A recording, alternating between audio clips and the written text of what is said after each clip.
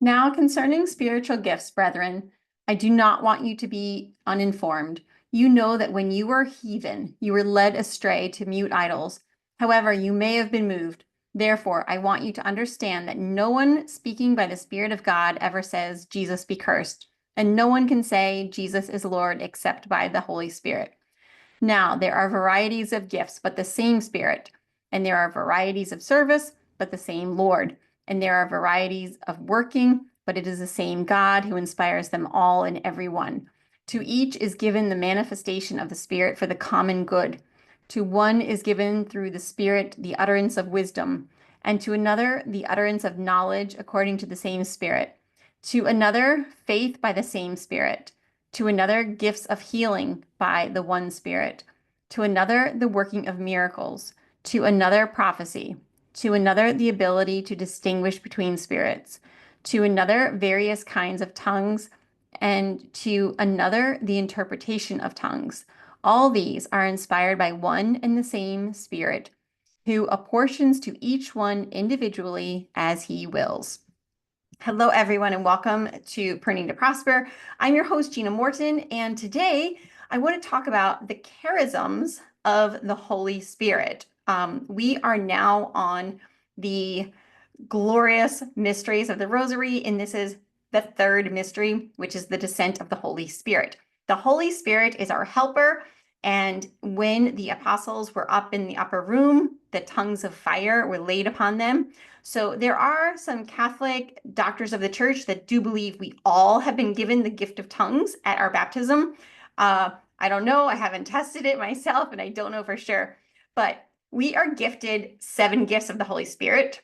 Those 7 gifts are used for the purpose of our personal sanctification. The charisms of the Holy Spirit, which I just read to you from 1 Corinthians, are for the purpose of the common good or the greater glory of God. Okay, so I want to tell you a little story about my husband. Now, I don't know all of his charisms or what he's been given, but we are generally given our charisms at our baptism.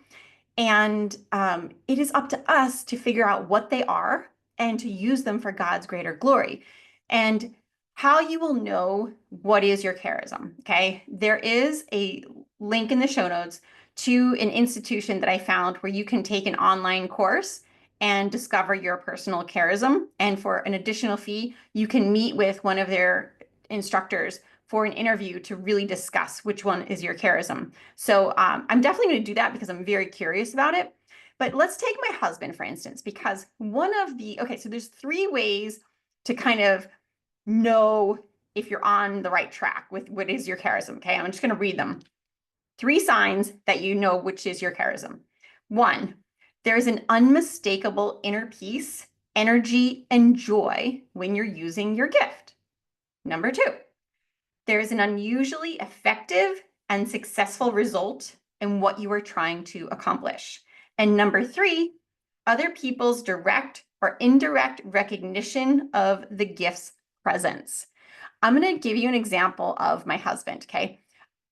One of the charisms that we could have bestowed upon us is leadership.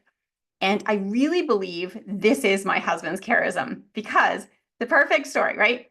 I am Hispanic, and when we were newlyweds, before we had kids, we were very active in our political party, and our political party wanted to have more Hispanics on the school board. Okay, so I was invited to go to this town meeting where we were going to talk about who could we put on the school board to represent the Hispanic population. So I said to my husband, why don't you come to the meeting with me? Because, I didn't know anybody and I was a little like out of my element. So I brought my husband with me to the meeting. He sat there quietly listening to all of the Hispanics and issues in the Hispanic population in our city. And then after like just saying 1 or 2 lines in the meeting, they were all like, this is our guy.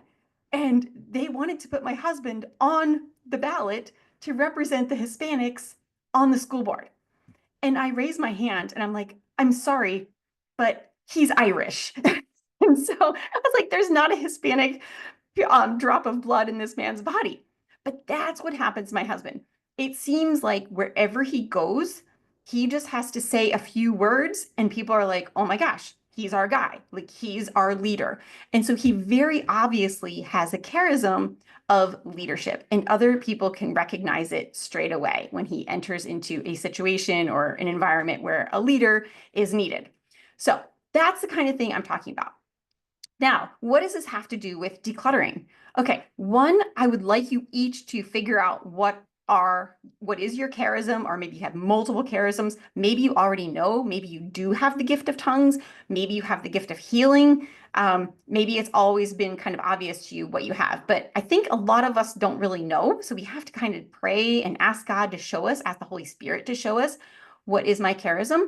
And this is for us to use for God's greater glory. Like this is the purpose of our life, is to do what God has called us to do. And he's entrusted us with these gifts to make that possible, to make his mission fulfilled here on earth. And we are all part of that. We're all trying to do his will on this planet.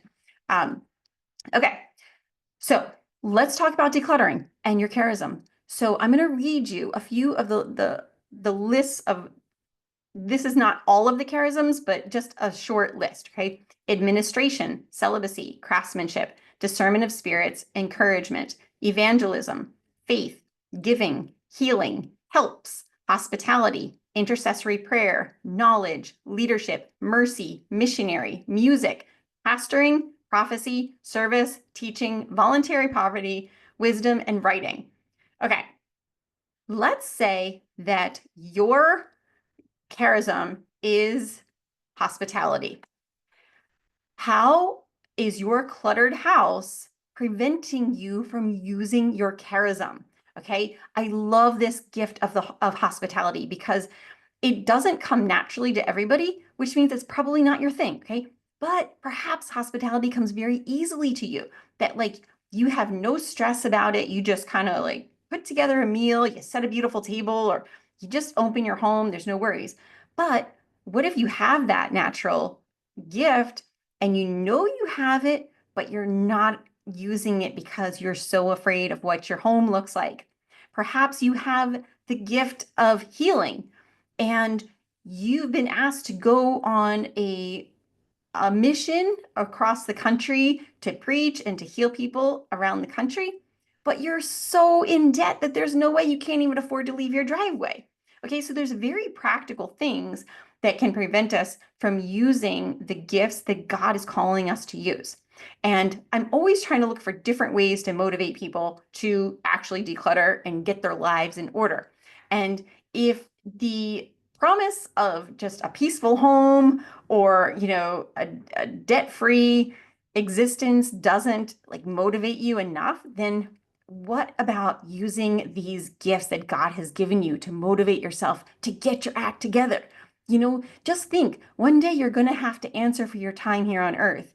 And maybe God gave you the gift of healing, but you never left your house because you couldn't figure out, a schedule, and you just couldn't get out there. So you've missed it. You've squandered this gift that he gave you. Perhaps it was the gift of hospitality and you weren't able to have anyone over because you were too ashamed. Okay. You guys, if you want to get serious about your faith, you have to get serious about your faith. You have to start praying for clear instructions, and you just have to sometimes just get started. Okay. If you are called to evangelism and to be a public speaker, well, then it's probably not going to happen in your living room. Yes, maybe you could be a podcaster. Maybe that's what you're called to do as far as your evangelism goes. But maybe you're called to speak to other groups. Maybe you're called to speak to women, or even those in prison, or high school students, something like that, right? But again, you've got too much clutter in your calendar that you're like, there's no way I can travel and speak, or even carve out an hour and a half to go over to this school and speak and lead the kids in a youth group or something like that, because you've got so much clutter in your calendar. So I want you to do a few things today, a few bits of homework. One, I want you to pray and ask the Holy Spirit to show you what is your charism. I want you to pray for clarity on how you are going to use this charism. And 3, I want you to just get started, because once you get moving, then God will give you direction. Okay. Did you ever notice that? Like, you just kind of get a prompting, and then all of a sudden, like, okay, let's take my husband, for instance. Perhaps he was just there at this Hispanic, meeting, and he just said a few words, maybe prompted by the Holy Spirit. Well, all of a sudden, he's their guy, right? Then maybe he gets elected to school board. Then maybe he gets elected to mayor or whatever. And it just keeps going because he just said yes to using that charism that the Holy Spirit had bestowed upon him. Okay. So the best thing to do is just get started. And I hope that for the purposes of this audience, I hope that you're decluttering your home or areas of your life so that you are free to use these charisms that you've been given. God bless you. I will see you next Wednesday.